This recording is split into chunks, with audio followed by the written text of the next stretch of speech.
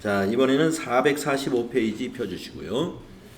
자, 445페이지는 최신 기출문제 제54회의 근로소득관리 실무수행 문제입니다. 자, 근로소득의 실무수행에 대해서 우리가 기출문제는 어떻게 출제가 되느냐. 제가 여러분 본문 공부할 때 말씀드렸죠. 세 가지로 크게 말씀드렸습니다. 부양가족 등록, 급여 계산, 연말정산 이렇게 출제가 된다. 한번 보겠습니다. 54회에서 1번 문제는 주민등록 등본에 의한 사원등록, 즉 부양가족 등록 문제예요. 자, 자료 설명을 꼭 읽어봐야 돼요. 6월 1일에 입사한 최진원의 주민등록표이다. 부양가족은 최진원과 생계같이한다. 배우자는 소득이 없고 장애인 복지법에 의한 장애인에 해당된다. 김미자 직계존속은 암 환자로 항시 치료를 요하는 중증 환자이고 소득이 없다. 최서영, 최서준 직계비속은 미취학 아동이고 소득이 없다. 세부담은 최소화하는 방법으로 선택한다. 네, 이 가족의 전체적인 걸 보면 소득이 있는 부양가족은 없습니다. 그리고 지금 두 가족이 지금 장애가 있습니다. 그래서 모두 기본공제 대상자라는 것을 알 수가 있고요. 이제 입력하다가 까먹을 수가 있는데 이거 봐가면서 입력을 해야 돼요. 사원등록 메뉴에서 부양가족 명세를 작성하시오. 네, 오래간만에 한번 해보는 거죠. 자, 세대주가 최진원인지 확인하시고 최진원의 사원등록부터 한번 해보겠습니다. 아마 사원등록은 돼 있을 거예요. 자, 인사급여에 가셔가지고 사원등록 메뉴에 가시면은 최진원 1003번으로 위에 입력한 이 사원등록은 미리 되어 있습니다. 그러면 밑에 요 사항만 챙겨 넣으시면 되는데 본인부터 체크해야 돼요. 자, 본인이 체크할 사항, 본인이 세대주인가, 본인이 부녀자인가, 본인이 장애인인가, 본인이 한부모인가, 요 사항을 먼저 체크해야 됩니다. 그래서 아까 그 자료 설명을 읽었을 때는 배우자 이 얘기도 나왔고, 그리고 본인이 장애라는 말은 없었습니다. 그러므로 세대주만 확인하셔가지고 체크하시면 세대주 그대로 두면 되죠. 자, 두 번째 사람 연말정산 관계는 거기 주민등록표상에 있는 순서대로 입력하는 게 좋아요. 그래서 배우자부터 입력하겠습니다. 그래서 연말정산 관계 3번이 배우자고. 자, 배우자 그대로 두시고 장애 코드를 아까 김혜경은 장애인 복지법에 의한 장애인이다 그랬으니까 장애 코드가 1번이 되는 거예요. 1번. 네. 그러니까 기본을 장애로 안 해놔도 됩니다. 그냥 배우자 해놓고 장애 코드 1번 해주시면 돼요. 자, 그 다음에 성명에다가 김혜경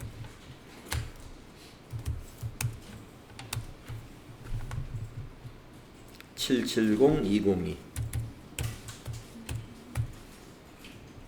2045 678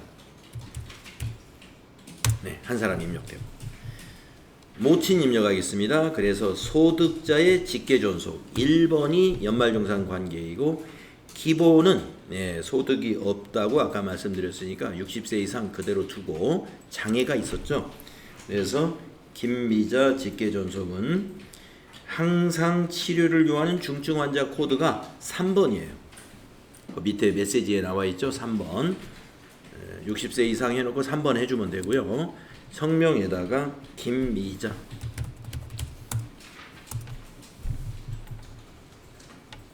주민번호 430411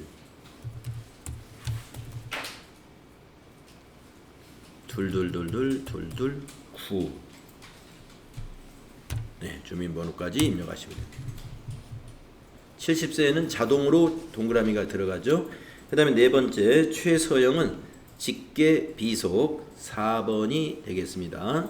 연말정산관계. 자, 20세 이하 그대로 두고 장애 없었어요. 쭉 가셔가지고 이름을 최서영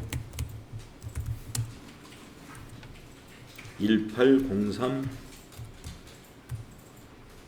10 433 4231 4231 457. 네. 그 다음 최서준도 4번 직계 비속 20세 이하 해가지고 입력합니다.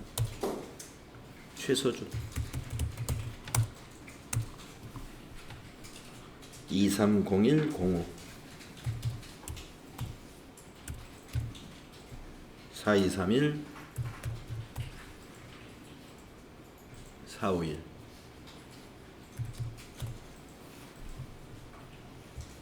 네.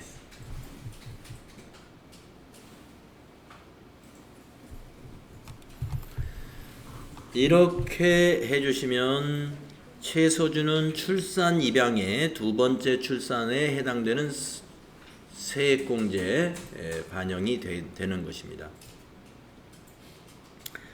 이렇게 입력하신 다음에 그 자료 설명을 다시 한번 보셔가지고 수정할 사항이 없는지 확인해서 수정 사항이 있으면 다시 수정해 주시면 돼요.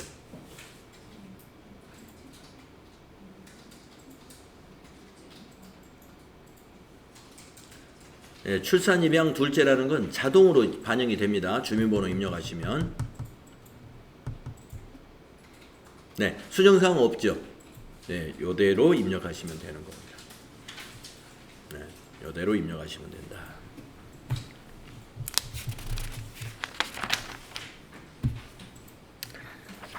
그래서 1번 문제 마쳤고요. 다음에 이거 여기에 대한 바로 평가 문제 1.1점, 2.2점에서 8점이네요. 8점에 대한 평가 문제 바로 나옵니다. 그래서 실무 수행 평가 8점에 대한 평가 문제가 뭐냐면은 이 최진원의 근로소득 원천징수 영수증을 조회하라 이랬어요. 그래서 이 근로소득 원천징수 영수증은 어디에 있는 메뉴냐면은 인사급여에서 연말정산 근로소득 원천징수 영수증 이걸 말하는 거예요. 거기에 갑니다. 지금 연말정산은 아니지만 거기에 들어가셔가지고 코드란을 더블클릭해서 최진원을 확인해 주시고 그러면 연말정산할 때 정산명세 요 양식이 보이죠. 여기에서 답변을 하시면 돼요.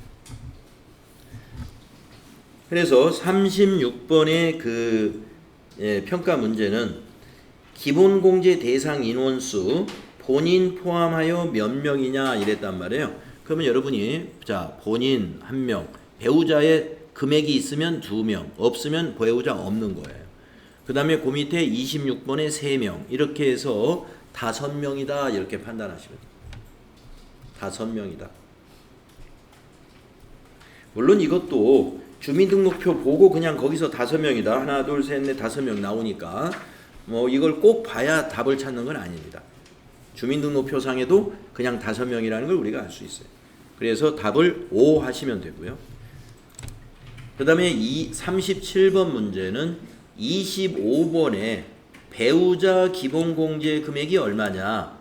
뭐 요거는 그냥 150 답을 입력하시면 됩니다. 네. 아까 배우자 우리가 금방 입력했는데 이거 모르시겠어요? 배우자도 150만 원이니까 그렇지. 기본공제니까. 기본공제는 150이에요. 그 다음에 27번에 경로 우대 추가 공제액은 얼마냐? 아까 모친 1명이었어요. 100만 원.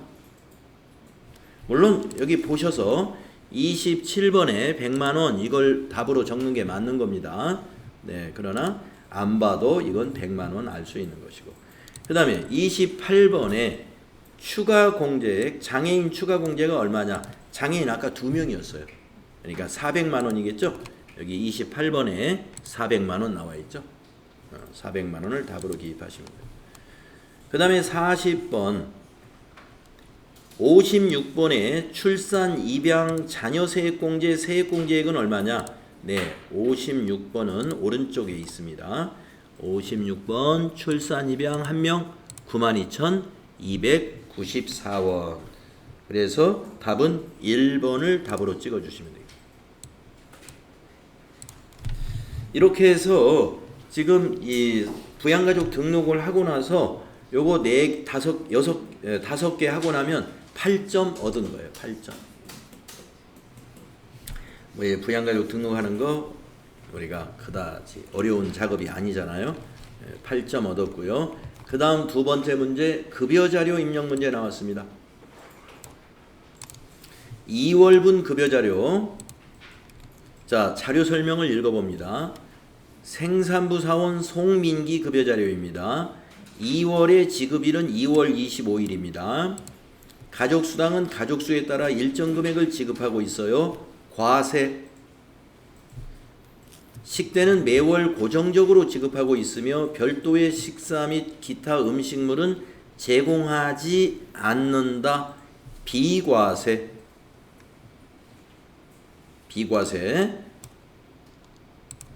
그 다음에 4번 야간 근로수당은 정상적인 근로수당을 초과하여 근무할 경우 지급하고 있으며 사무직은 과세, 생산직은 비과세. 언제나 이 야간 근로수당 등록할 때는 비과세로 언제나 등록하세요. 5번 직전 연도 총 급여액은 2,900만 원이다. 그러면은 이 송민기의 사원 등록에 가가지고 요거는 비과세로 사원 등록에서 비과세 선택하는 항목이 있어요. 생산직 여, 그 옆에 여 이렇게 해줘야 돼요. 왜냐? 직전 연도 총급여액은 월급여 입력할 때 반영하는 것이 아니라 사원 등록에 반영을 해주는 겁니다. 그래서 사원 등록에 가서 이건 확인을 해줘야 돼. 여로. 그 다음에 6번 사회보험은 자동 계산된 금액으로 공제한다. 네, 됐습니다. 이제 여기 수행과제를 순서대로 하시면 돼. 1번 사원 등록 메뉴에서 생산직 여부와 야간근로수당의 비과세 대상 여부를 반영하시오. 아까 요 5번 요 자료에 대한 문제를 낸 거예요. 그래서 사원 등록에 송민기를 찾아갑니다. 인사급여의 사원 등록 메뉴에 가셔가지고 송민기 클릭을 하신 다음에 생산직 여부가 18번에 있으니까 여로 되었는가 보시고 연장 근로도 비과세가 여로 되었는가 봐라 이겁니다. 여라는 건 yes입니다. yes. 자, 그래서 생산직 여부를 1번 여로 해줘야 되고 그 다음에 연장 근로 비과세는 1번 여로 해야 된다 이거예요. 만약에요 이 자료 설명에서 송민기의 총 급여액이 3,900만 원이다 라고 되어 있다면은 생산직에는 여로 해두지만 연말정산 비과세는 부로 해야 돼요. 3,900이면. 왜냐면은 총급여액이라는 건 비과세 급여를 뺀 과세급여만을 가지고 판단하는데 과세급여가 3,000만 원 초과면은 연장근로가 과세가 됩니다. 내년에 그 다음 연도는. 네, 그래서 그거를 3,000만 원 기준으로 판단하시라. 그래서 송민기 씨는 두 개가 다 여입니다. 18번이 요걸 바꿔줘야 된다. 다음 수행과제 2번 하면 됩니다. 급여자료 입력 메뉴에 가서 수당과 공제 등록을 하시오. 상조회비 공제 등록의 유형은 0번 무구분으로 등록할 것. 우리 상조회비 등록해 본 경험이 있으시죠? 네. 자, 그래서 수당 등록을 할 때는요. 여기 급여 명세서에 요 순서대로 등록하시면 돼요. 요 순서대로. 그리고 공제에서는 요 상조회비 요거 하나 등록하면 됩니다. 자, 인사급여의 급여자료 입력 메뉴에 가가지고 여기 날짜 월을 먼저 입력하면 안 돼요. 먼저 상단에 수당 공제 등록을 먼저 입력해야 돼요. 자, 수당 공제 등록을 먼저 클릭하시고 지금 세 번째 줄에 기본급은 이미 들어있으니까 가족수당부터 입력합니다. 네. 가족수당은 무조건 과세입니다. 그리고 유형은 급여입니다. 급여. 그리고 밑으로 내려옵니다. 네 번째 줄에 그 급여 명세의 그 다음 거가 뭔가 보시고 식대. 아까 체크했었죠? 비과세였죠? 2번 비과세. 코드는 2번 식대. 확인. 여기 P01 들어가도록 해야 돼요. 그 다음 다섯 번째 줄 거기 급여 명세에 야간 근로수당 그대로 입력하시고 비과세. 야간 근로수당 등록할 때는요 항상 비과세로 하시면 돼요. 그리고 1번 코드 연장근로 확인. 그 다음에 무슨 수당이 이제 없었죠. 여기까지죠. 그 다음에 상조회비는 공제 등록이니까 여기 수당 등록 옆에 공제 등록이 있었죠. 클릭하시고 7번째 줄에다가 상조회비 무구분으로 하라 그랬죠. 0번 무구분 확인해 주시면 되고요. 급여에서 1 해주시면 급여에서 공제가 된다 이런 얘기입니다. 이렇게 해서 공제 등록까지 끝났으면 밑에 있는 확인 단추를 누르시고 이제 지금 우리가 어디를 한 거냐면은 2번을 한 거예요. 지금 여기까지는 이 평가 문제에 2번 한 겁니다. 지금 수당과 공제 등록. 다음 할 일이 수행과제 3번이에요. 2월 급여 자료를 입력하시오. 구분을 1번 급여로 하라. 급여 자료 입력할 때 급여 지급일이 언제였는지 자료 설명에서 아까 읽었던 거 체크하시고.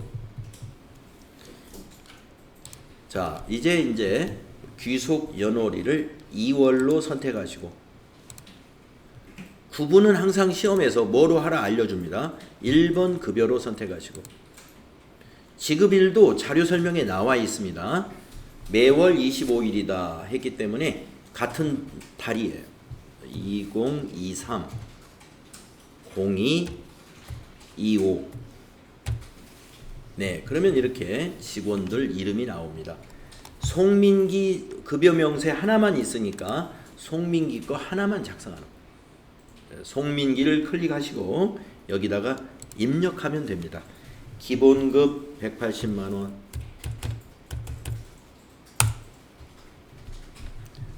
가족수당 5만원, 식대 25만원, 야간 20만원, 상조회비 5,000원. 오른쪽에 있죠. 상조회비 공제사항이니까. 나머지 공제는 자동 계산되는 겁니다. 이 문제가 수행과제의 3번인 것이에요.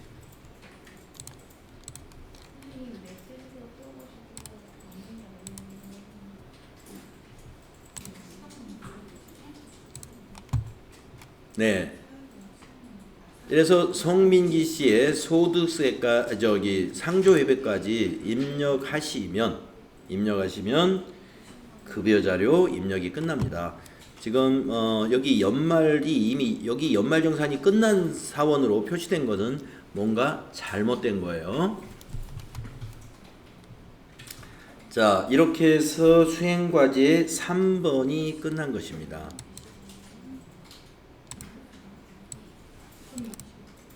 자, 다음은 4번 문제 보겠습니다.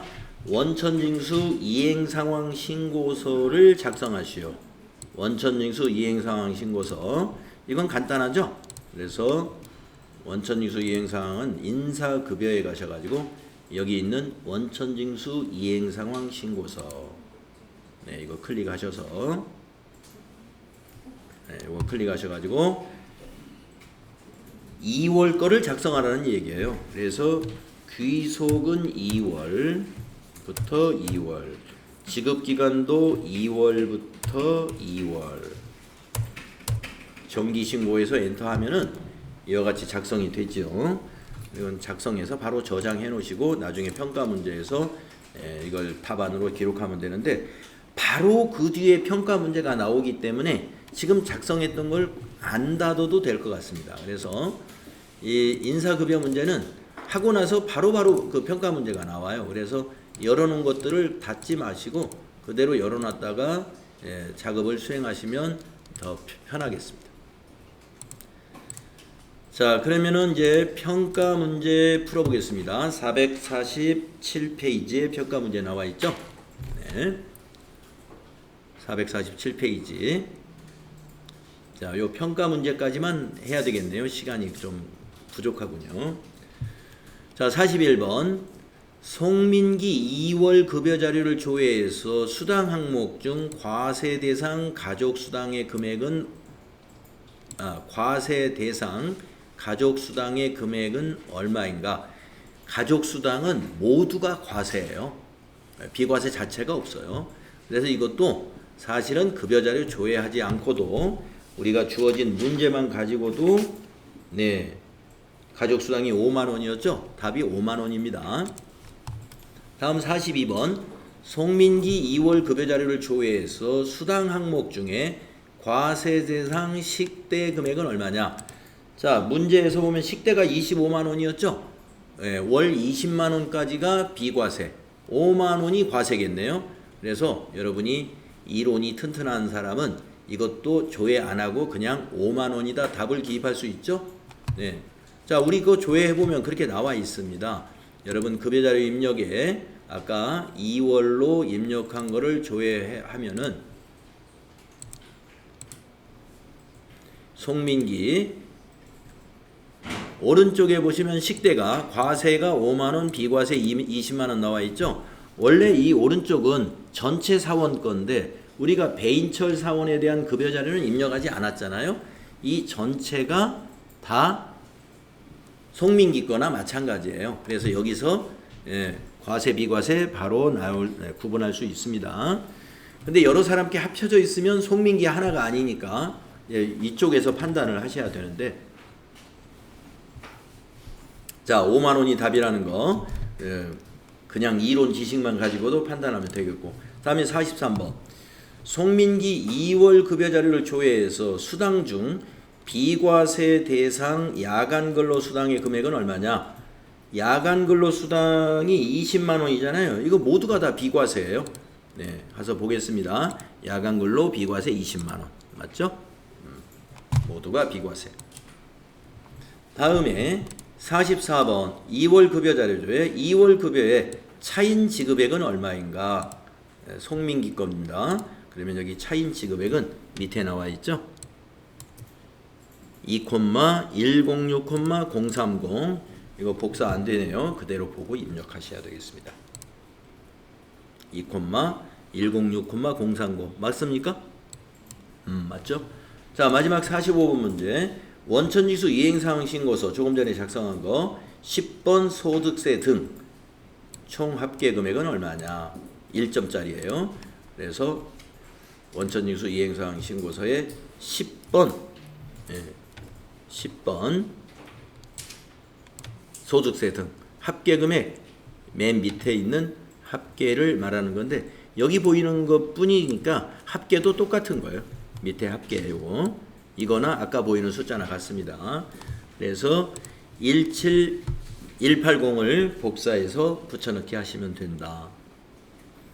자, 소득세 문제 하나가 더 남았는데요. 이 소득세 문제 남아있는 연말정산 문제는 다음 시간에 풀겠습니다. 그래서 급여자료 입력까지 오늘 설명을 드렸습니다.